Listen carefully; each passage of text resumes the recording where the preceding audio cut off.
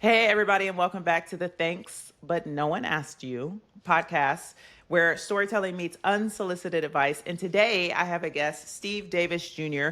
of Strive Higher After Sports. Okay, Strive Higher After Sports. And I think his business model is stated in the title. But first of all, welcome, Steve. Thank you so much for being on my show. No doubt. Appreciate you, Britt, for bringing me on. I'm excited to jump into this interesting conversation we're about to have.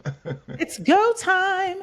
Okay, so for those of you who know my show, you know we're jumping right in. We're not doing intros. We're not doing all the boring stuff. We're going right into this or that. We're not this or that. We're doing hot seat, and we're going to judge his character by his answers. Okay, so let's get started. Number Okay. one, by the time this episode is released, it will be the holiday season. So first of all, do you celebrate Christmas before I ask these questions? Yes, I do. Great. What is a Christmas song that must be played in order for Christmas to be real? Silent Night By. by the Temptations. Okay, because you got to be clear now. You got to be clear. Did you want to hit us with a bar? In my mind. My son is the singer in the family, not me. Okay. But we'll let him know that you tried today. Yeah. Okay. As a kid growing up, what's the longest the Christmas tree stayed up in your house? And don't lie. Through my birthday. My birthday's January 15th. Oh, that's not terrible. That's not bad. Did you guys feel shame for keeping it up? No. No? No. Okay. Well, I've had a tree up for 2 years straight. I just Ooh. feel like Okay. nobody, it was in a room nobody went into, nobody really cared. But then when it was time, it was like, well, I mean, it's already here. Let's just spruce it up and turn the lights on. I think it was the task of taking the tree down. Okay. Holiday movie that you don't ever want to see again. Any of those Lifetime movies? There was one I can't remember we watched. Not It's too not coming my for thing. Lifetime. It's not my thing. It just feels cheesy. Outside of the Kelly Rowland ones, because I like Kelly, but I can't Kelly remember Rowland? a particular one. But me and my wife have watched a few over the last few years, and I'm like, this is not for me. I'm like old school. I watch A Christmas Story, and I'll be satisfied. My dad is the Grinch. We watched the Grinch when we were growing up. Like Okay. that's my thing. This Okay. Christmas, I'll Okay. watch that. Okay, cool. Yeah. Lifetime. I didn't realize Kelly Rowland is on Lifetime movies now. Like a lot. I believe so. Okay, this is new information for me. Yeah, Yeah, Lifetime. Don't come for Lifetime. Okay, any woman that is having, just a week and she's like, I just want to be on the couch and do nothing. yeah, Lifetime is going on. It yeah. doesn't have to make sense. The plot lines are the same. We know exactly what's going to happen. Meredith is going to be running from her estranged husband, Johnny, who's trying to kill her, and the kids got to be saved. It's the same plot line, It somebody is. trying to kill somebody, and it's It is. fine. But it's speaking to that demographic, which is probably why it ain't for me. All right, cool. Okay, so one more question. Have you ever watched, this is random, but I just need to know, have you ever watched a movie on Tubi? Don't lie. Go on. Um, Tubies are not the best movies,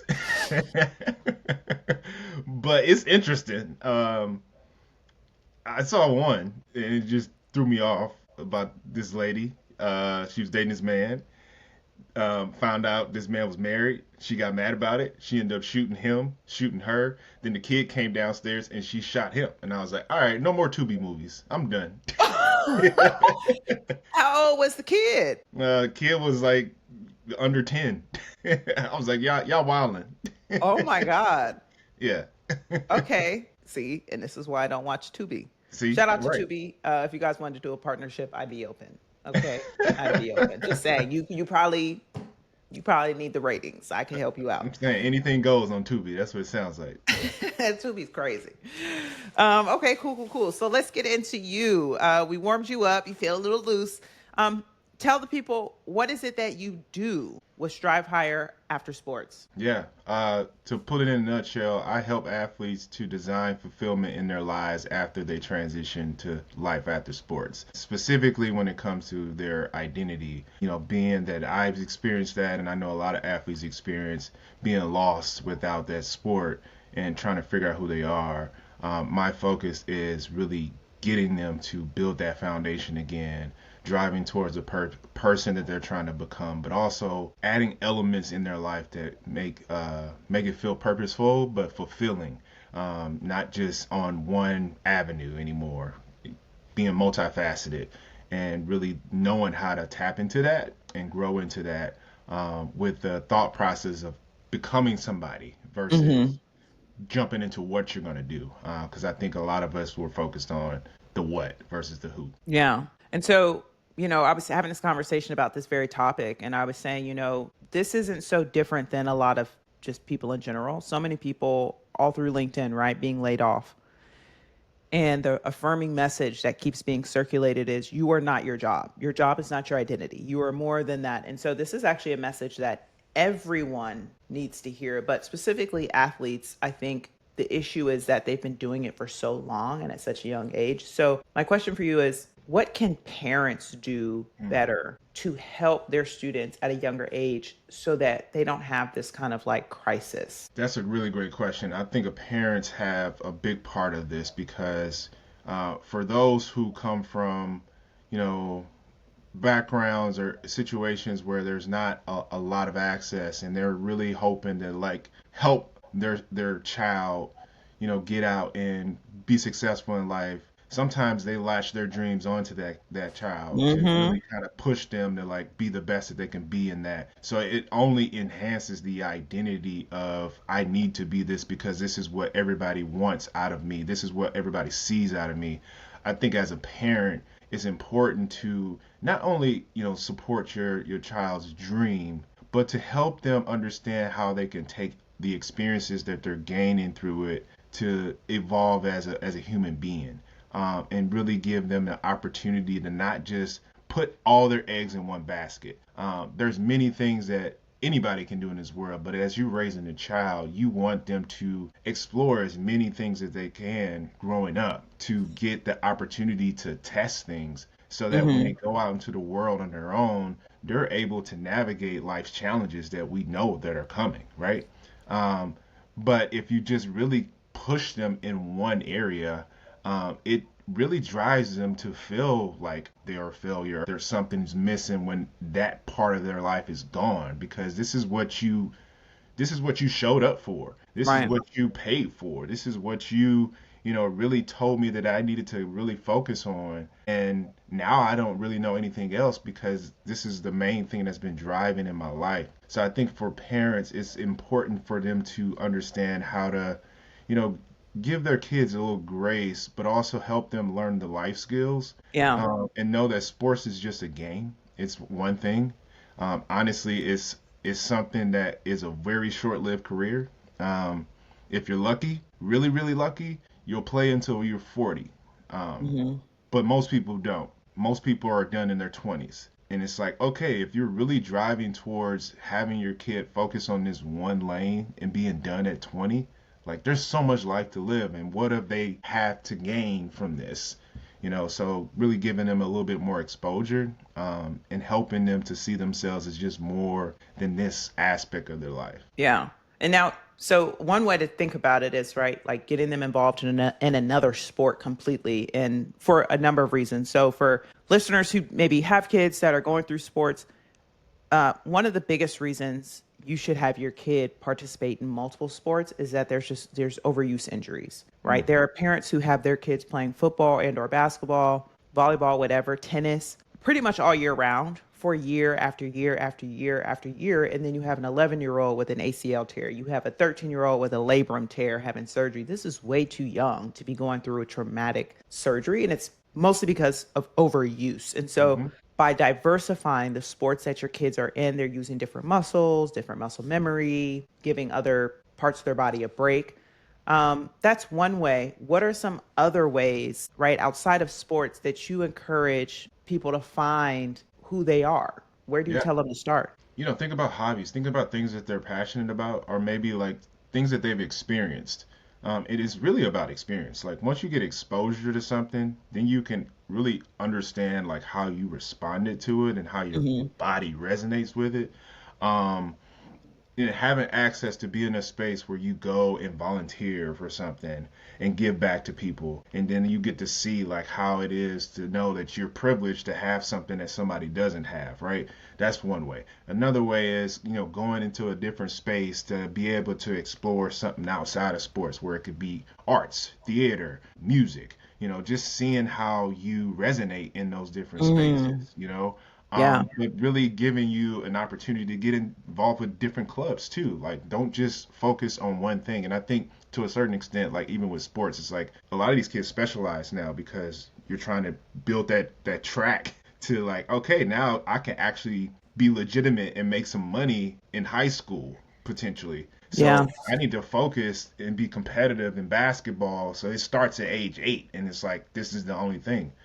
I highly push against that because, to your point, like the body is still growing, developing, and giving you a chance to play in different sports. But also, like the kids have to live a life to just learn and grow and have fun. And getting exposure to as many things as possible is going to help them have a full life and understand more about themselves that they can take with them. So Yeah. being in a space where you may play video games, but not knowing that video games could lead to a career, or be in a space where you're drawing all the time and you didn't know what this is, but you're gonna dive into it a little bit more and you become an artist, right?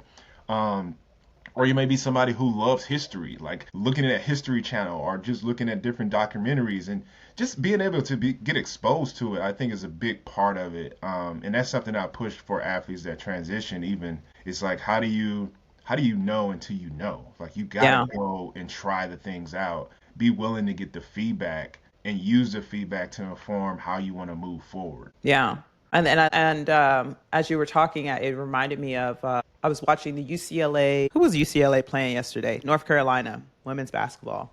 And the last, I think minute, they put in a player. This player is a two-time All-American in softball at UCLA.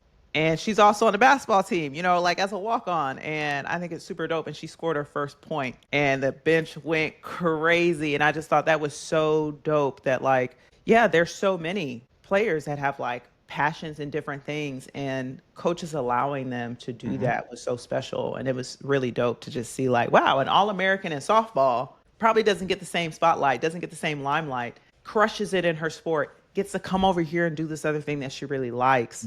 Hmm. And I just thought that was really special. And I just want people to be more open to that. Like, even when I was at Duke, I was really good at basketball, but I love track and field, Hmm. mostly for the social aspect. I just Hmm. like being at a track meet. I mean, we just chopping it up all day. We're just out there all day. I have Hmm. one or two events, but I'm there Yeah, all they're day. like 8 hours. Yeah, I'm there for like 8 to 10 hours. You done ran twice, but I love the atmosphere. I love the space. And I was more passionate about track and field. And so I'd actually asked the coach at Duke, Yeah, can I join the track team? And she was about it. She was like, absolutely. And my coaches were supportive because I'm going to be in shape. Right. yeah, And so I blew my knee out, so that didn't happen. But I love when, kids get to tap into other things and other yeah. people support it. It's so important. But you also said something that made me think about this issue. I don't want to solve. I don't need to solve the world's problems, but it's been on my mind for a while, and that is, there are things, and I want to know your experience with this culturally within certain groups where they just don't try things, right? So I'll use Black people because we're both Black. Um, I taught in Harlem, and I remember taking my kids on Saturday field trips. That was a prize you could get. If you had a certain amount of points, we could meet up on a Saturday and I would take y'all out. And realistically, I was taking these kids to run errands. I was like, hey, y'all, we're going to Union Square and I'm going to Trader Joe's and y'all can come with me. Like, and they were like, great. And so many of the kids had never really left the 8 block radius Hmm. of their home. So they had Hmm. never even seen anything below, 42nd Street before. Hmm. And that was mind blowing to me. But then I remembered, like, oh yeah, we have this, like, we as Black people, I think sometimes live in a small radius of experiences too, right? Swimming is not something that we're all really doing. Camping or hiking is not something we're all really doing. And I personally love being outside. And so I try to bring my friends along things that I'm experiencing, hobbies. Like today I'm volunteering in a cooking kitchen and helping people cook. I mean, I'm not helping them cook, but I'll be in that space to volunteer because it's something that I enjoy doing. And it's like, I sometimes think there's a group think Yeah. issue within a Black community, and I'm sure it's true in other communities, where we don't expose ourselves to more to know what we like because it's not, I don't know if it's not culturally accepted, it's not happening at wide numbers. Do you experience that when you're Yeah. working with students? Yeah, I think, to a certain extent, it could be, a generational thing where, if you didn't really have the access, the exposure to all these great things growing up, like, how do you know to give that to your children, Mm-hmm. And if basketball was the only thing that you saw, you're gonna try to push your kid to be into that environment to help them thrive, right? I do feel like getting the exposure is quintessential, and it could be part of. And there's a lot of nonprofits here in Minnesota that work with youth, and a Mm-hmm. a big portion of what they're trying to do is giving students access to things that they normally wouldn't have access to, so they can be their innovation, their ideas, their thought process about the world can be sparked because they had a conversation with somebody who's an engineer. Like, I didn't know what engineering was. Or they go into something that they really love, which is the realm of sports, but see the behind the scenes of the staff that really put all of this stuff together to have a game at Target Center, right?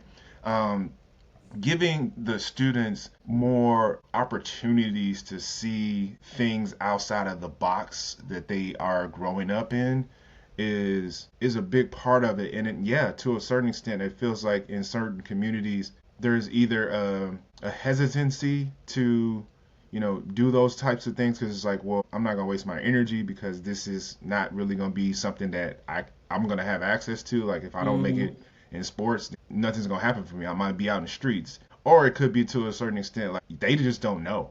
Like, I Mm-hmm. haven't seen anything outside the environment that I've grown up in. And this is where for me it feels kind of scary for a lot of these kids that use sports as their ultimate driver. They go to college, and in college, as you mentioned before, it's like you get exposure, you learn and you grow. But in this new environment where it's really about name, image, and likeness and revenue, they're there to get the bag. You know what I mean? Like, they're there to focus on how much money they can make, and the identity is entrenched even more. Like, this is what people see me as. This is how I'm feeling validated. Versus, I'm in college and now I can explore. Like, I Yes. don't even know what to explore. So then when the world comes at you at the end, it's like now you have all these different things that you can do, and I'm like, I don't know what to do with that. What am I supposed to do? Like, what? I don't have any idea of what I want to do in my life because I haven't had exposure to any other thing outside of sports, which is why a lot of people fall right back into that category. Like, I'm a coach, or I'm Yeah. gonna go into sports sales, just because that's what I know. So yeah, it's a problem. I think, to your point, like, trying to solve is really how do you reach, inner city kids or just people from, underserved populations, and give them access to gain exposure to different opportunities that are available in the world so that they can see different possibilities for themselves. And who knows, like, they may be interested in certain aspects of a job, or they may be totally shocked that they love to build things and go, do Habitat for Humanity, for example. It's like, oh, I didn't realize I like this about myself, Yeah. you know?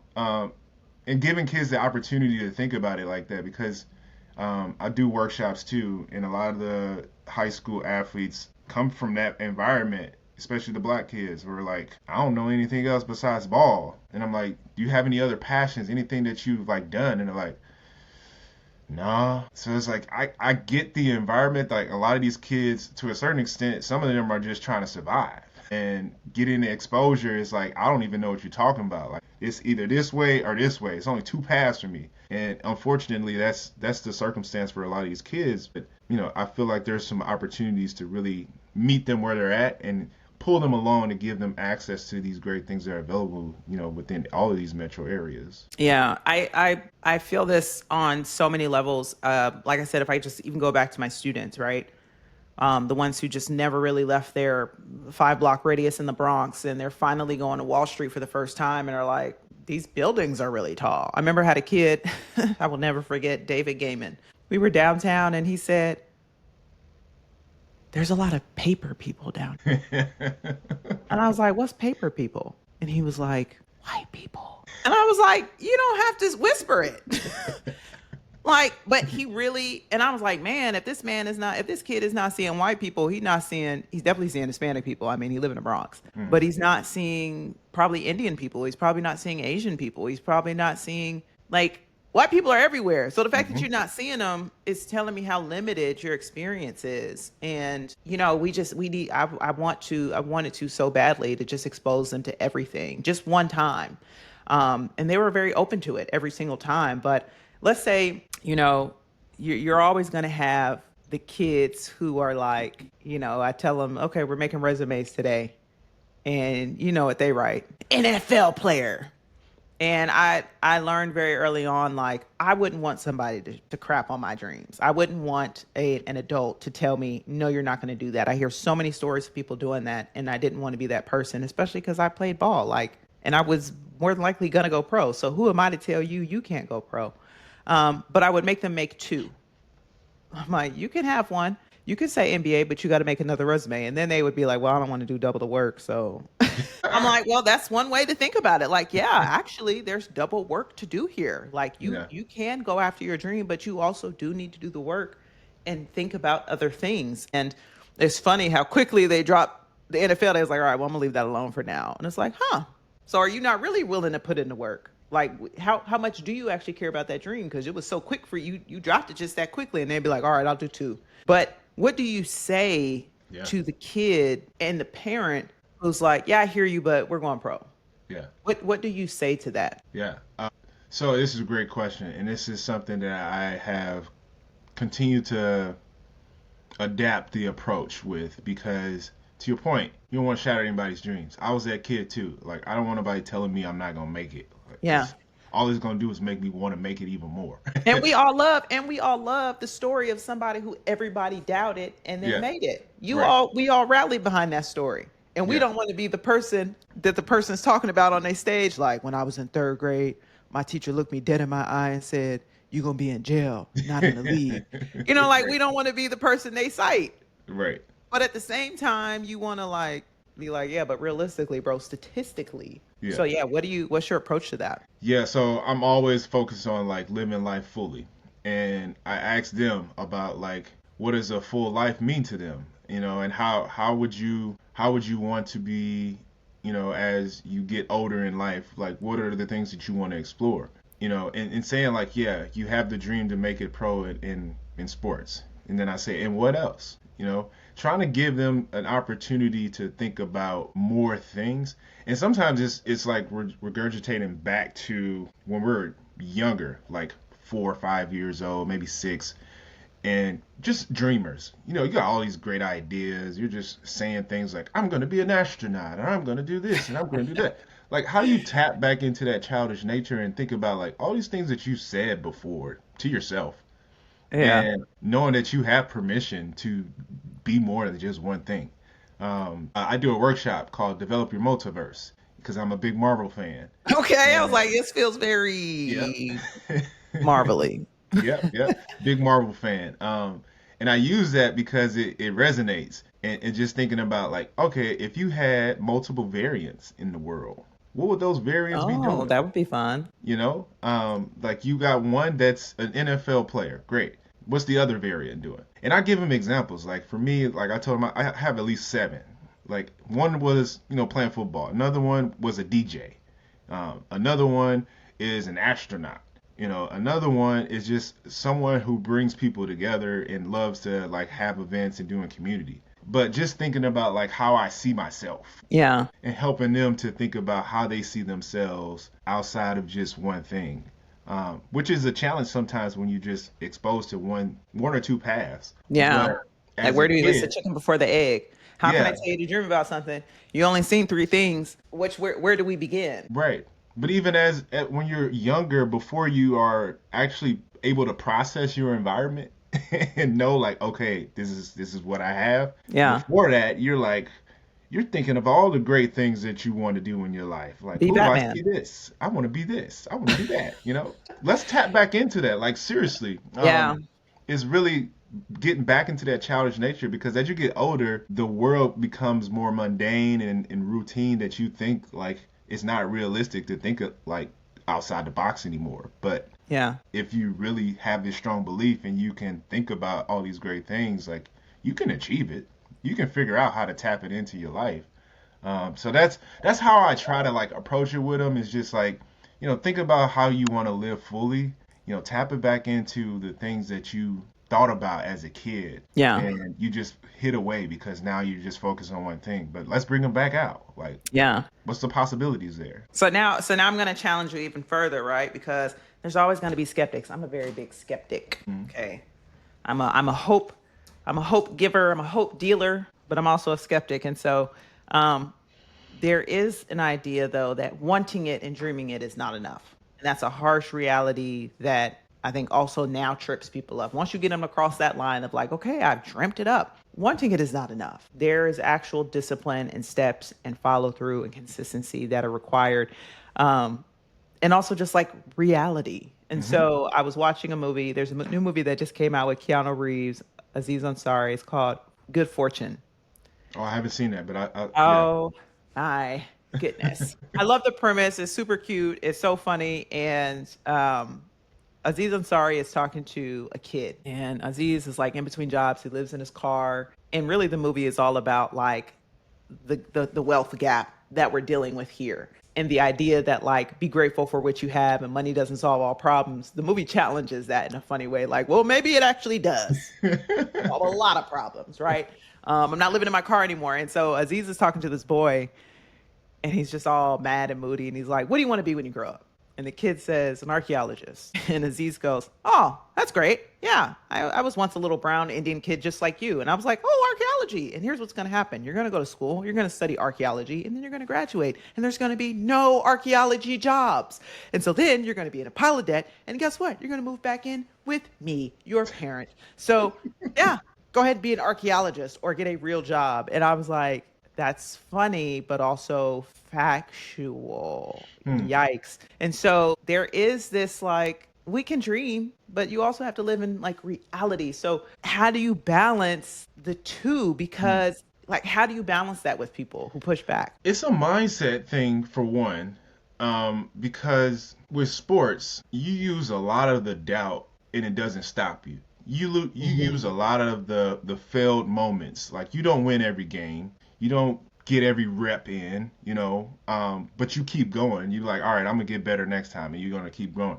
Like you already have that like naturally because of sports to be wanting to drive towards something and achieve the ultimate goal. Like you're not gonna take no for an answer. Hmm. But in life, it feels like outside of that framework, outside of that box, like sometimes we forget that we already have that We don't nature apply in it. us. Yes. Yes. So like the mindset is a big part of it, to be able to know that we can push through and have resilience and strive towards something and just give it our all, have that ultimate belief, because Yeah. that's needed in life. The other aspect but that comes to the reality is like, yeah, there's a number of opportunities out here.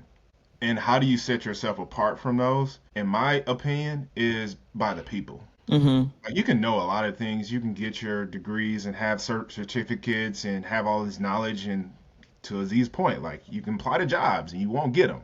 All the jobs, 90% of the jobs that I've gotten has become because of people that I've connected with. Relationships. Yep. Those relationships matter. And really what you're looking to do, if you have an ultimate dream and this belief, is get in proximity, with people. And as you get more in the conversations and exposure of what that said thing is, um, and you kind of show your heart, show your story, connecting and resonating with people, those people will advocate for you. They'll be your champions. They'll help open doors for you that you really really want. And sometimes it may be something that you might not even be thinking about, but they are thinking about you because they know your story and what you're doing, and they have a relationship with you. So that is something that combats the reality of, yes, there are opportunities, and yes, you can have all the information and the knowledge, and it can apply, but if you don't have the connection, Um, that's the thing that will hold you back, because a lot of these people are getting jobs, and people are in jobs that shouldn't be in jobs, but they're there because they're connected Hello. to people. Hello. Yeah. So it goes back to exposure too, because like when you get the exposure as a kid and you get a chance to see different things, you connect with people, you keep that relationship going. I always tell athletes too, like, don't be afraid to tell people like your dreams and where you're going, because when you open up that door for people and they connect with you on that Yeah. level, they're gonna think of you. They're gonna call you in a couple months, like, hey, I got a guy I want you to meet. And that guy turns out to open up a door for you that you wasn't even expecting, because you're trying to do it by yourself. Yeah. Yeah. Absolutely. And I think there's also, it prompted me to think about networking. A lot of people will say it's so hard to network. And I'll say, well, here's how I approach networking. I kind of treat it as a game. Instead of trying to like get something out of them, I'm actually just trying to find within the first 5 questions, how can I find a commonality that we have? And that's easy for me to do. Hmm. People think it's easy for me to do because I'm social. I'm like, no, it's actually easy for me to do because I've lived in 7 cities, right? I say yes to opportunities. I take risks. I read a ton of different kinds of books. I eat a lot of different types of cuisines. I travel solo to a lot of different places. Like I push myself in so many Hmm. different directions to learn about other things and other people that I have a lot to talk about, right? And like I can relate to you on any plane. If you are a complete nerd at Microsoft and you are into Dungeons and Dragons, I don't like Dungeons and Dragons. I don't really want to know, but I love board games. Let's get to it, right? That's our commonality right there. Boom.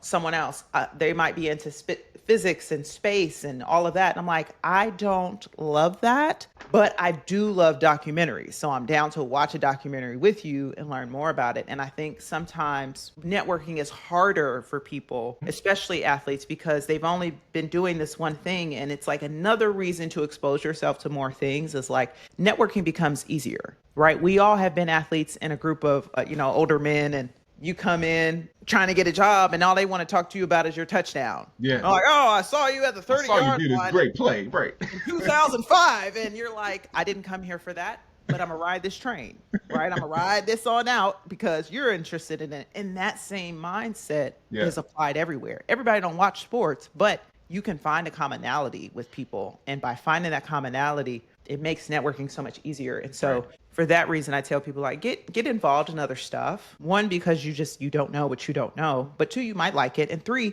you're gonna have so much more in common with just random people, and Yeah. it can spark so much. So many reasons to go outside of your comfort zone. I love that. And I think that's like a really big pillar that you should definitely instill earlier Yeah, in and I, life. I'll, I'll add to that, because what you said there is very important. You talked about things that resonate with you and knowing that about yourself, right? So Mhm. that when you go into these conversations, you're looking for those sticky points to like, okay, now we can have a deeper conversation. And the best way to initiate that I tell athletes is, don't approach it from a transactional standpoint. Open up your curiosity. You got stuff that you're interested about. There's people in this space that may have some knowledge. Go into these conversations with an open mind and curiosity and look for those things that resonate. And typically the best way to start that is ask people what their story is versus what they do. Because when I they love talk that. about themselves and their story, there's so many elements, and then there's gonna be something where it's like, oh, wait, you from St. Louis? What part? There And it then is. now we Now, having a deeper conversation, now we're cousins. It turns out. Right. That's your grandma. Right. That's my grandma. Hold on now. Where Pull she out your live? phone. Let's Over there? FaceTime her. Oh man, we Let's might, yeah. FaceTime her. Send her a picture. I can't say how many times I done took a group picture like, oh, that's so funny. Yeah. Absolutely.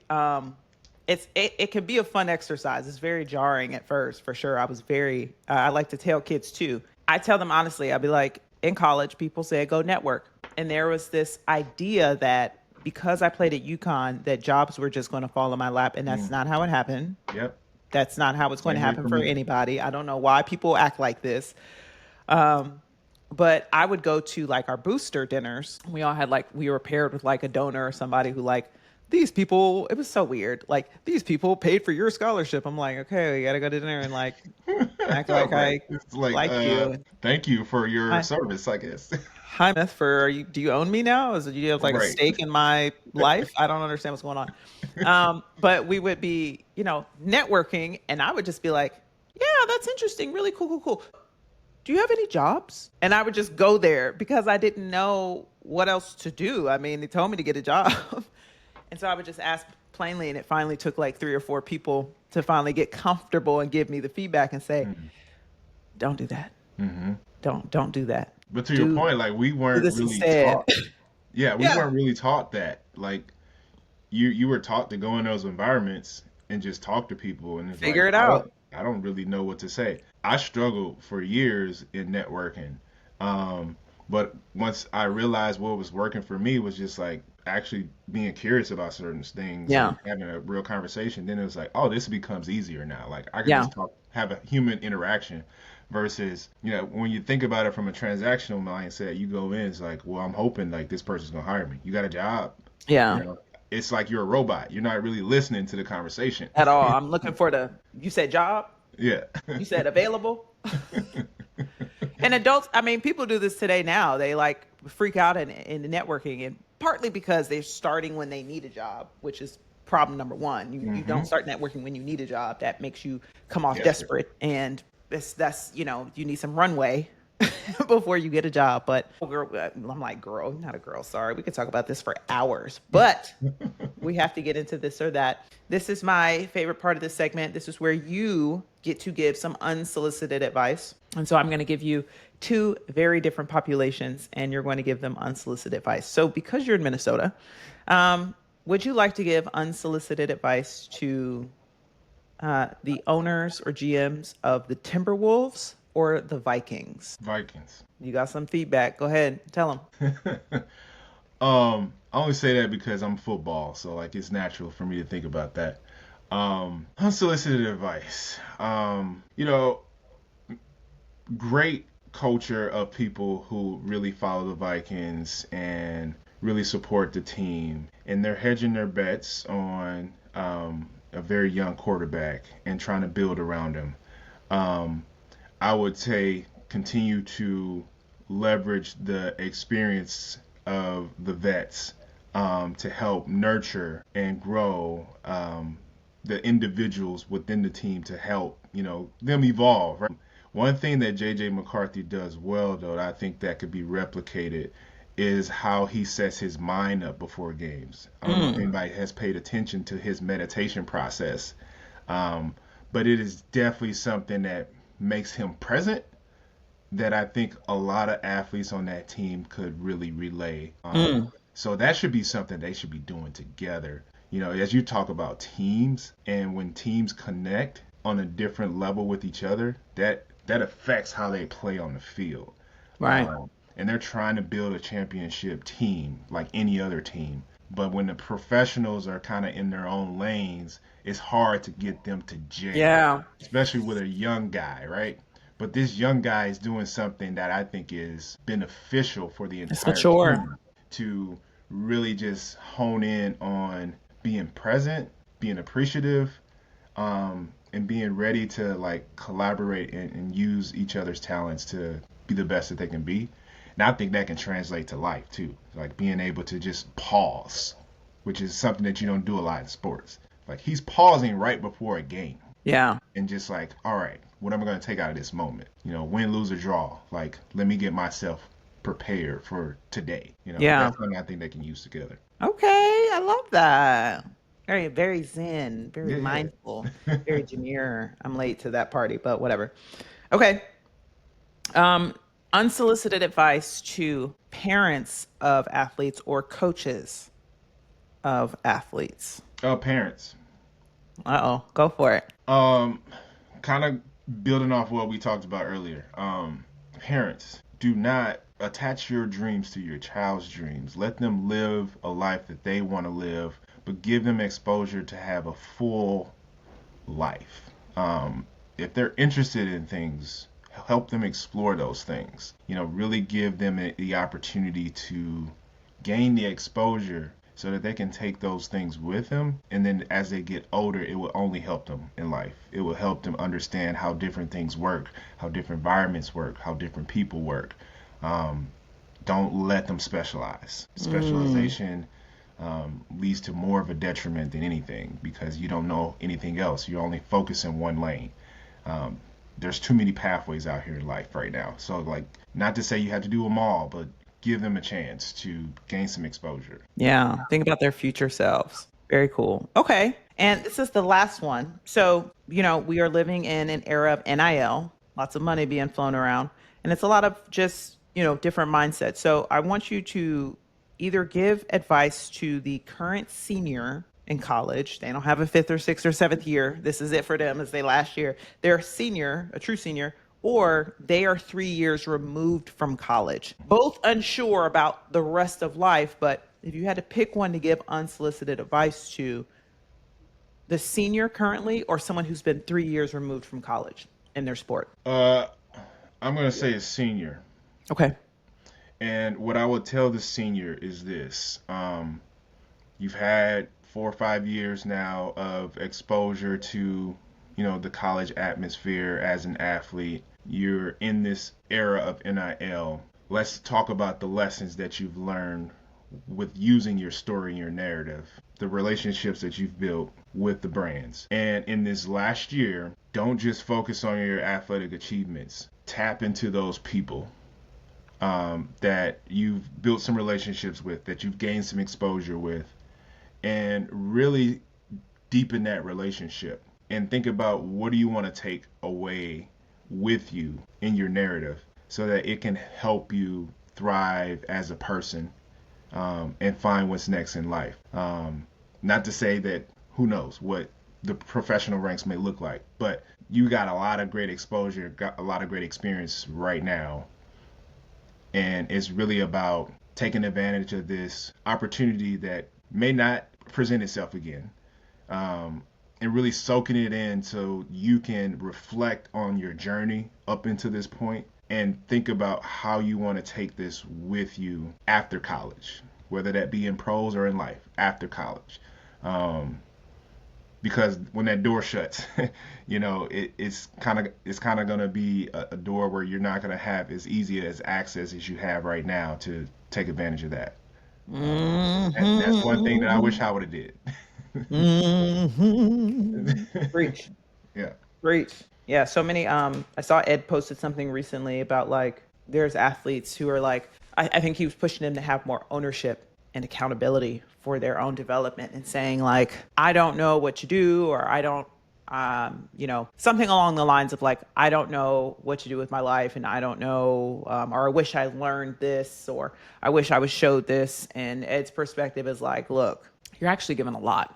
You're just literally not taking it in. You're not seeking it out. It is literally sitting right here. And it's not until you leave your bubble of college that you realize how many resources are around you. And I am very candid with any group of people, high schoolers and seniors, because I don't know that the high schoolers are going to college every time I talk to them. Mm-hmm. And I just let them know you're in a bubble right now. You may be fighting the bubble. You may be thinking, I can't wait to get out of this bubble. But honey, you are in a bubble. And there's a lot of support around you. And once you step out, you are a just regular, schmegular, degular person.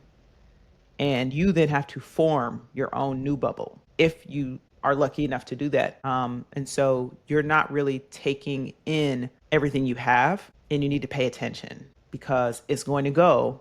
And then you're going to be like, oh, I need a mentor. Oh, I need this. Oh, I wish I had this. Oh, I wish I had that. You have it right here and you're not using it, right? Mm-hmm. So, I mean, we keep saying it, but everything is hindsight, right? I can gladly say that I actually used all the resources on my campus. Not all of them helpful, but I did the things that people told me to do.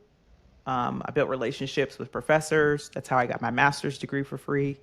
I did a lot.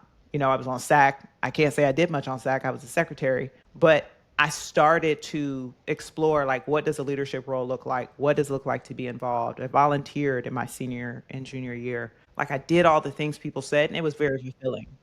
And I think a lot of times people are getting messages on the back half of like, oh, I wish I had did this. You should do it. And they need a little bit more of, I did the things and this is how it helped me. So Mm-hmm. it's on you now. And so That's a getting good them, point. they need to hear it over and over and over again. But to Ed's point, it's on them to do it. Yeah. So, all Yeah, right. they got to take advantage of that opportunity because, Yeah. like I say, the window shuts and that bubble is bursted. You're like, oh wait, Solo I dolo. gotta do what? Yeah, by yourself. Right. This has been awesome. Thank you so much for sharing your perspective and just being honest and taking the question because I was coming at you like, well, what about this? And what Yeah, about yeah, this? yeah. And you did it. You did it with class and grace. So um, before we go, tell the people what's coming up for you, where they can find you, and how you can be of service to them. Absolutely. So you can find me on Instagram at shed shed underscore ave avenue ave, and on LinkedIn. I am very active on both of those platforms. But specifically, my website, strivehigheraftersports.com, is where you can learn more about me and my services. Any athletes that are in that space of trying to figure out what's next in that identity bubble, I am all the more willing to have individual conversations. I do a lot of one-on-one coaching as well as group coaching. But I also, to a point, when I talked about, I want to talk to that senior. I want to give these athletes that are still playing the exposure to Mm, understand how they can build more for themselves than just this one area. And it starts with taking advantage of the resources. So, doing some life design workshops is what I really focus on. The multiverse, the things that we talked about before. I am working with different departments and organizations, and I'm looking to do more. Um, the other two things I'm going to plug. Here in Minnesota, we started a community called the Minnesota Athlete Community. It's for former athletes in Minnesota, no matter what school or sport, to come together and have that team atmosphere again. We're doing socialization activities, but we're really honing in on things that matter, whether it be financial resources, mental health resources, life skills resources, career resources. We're trying to help, give people more exposure, as we talked about, and also support in that next phase of life. And we're going to start doing quarterly events. So it'll be a link I'll send out. And then those who really want to reflect even more so is something that I really push within my work. And I do for myself, and it's been wonderful, is stopping and journaling. And mm, not just journaling from a blank page standpoint. I've created a journal called Strive Higher Journal that is focused with prompts, um, really thinking about life design, how you can set the pace for your day, reflect on things that have given you energy, that have drained your energy, things that you're grateful for, so that you can really take things away from each day, knowing that there's an opportunity to be where your feet are, um, and reflect and take the feedback on your experiences, and those that information helps you understand more about yourself. So that's one thing that I'm really focused on, is helping people understand what serves them, what do they want to take from that information, how they want to grow from that information. yeah. Awesome. I love that. And it feels good to help other people out. So I'm sure you're going to find a lot of success because that's just how karma works. And I would love to just be a part of anything that you're doing. I don't know when I'll be in Minnesota because it's cold, but I'm sure we will cross paths at some conference coming up. Thank you so much for being on the show today. Yeah, And I hope to reconnect at a later date. Thank you again. for sure. Thanks for having me. Yeah.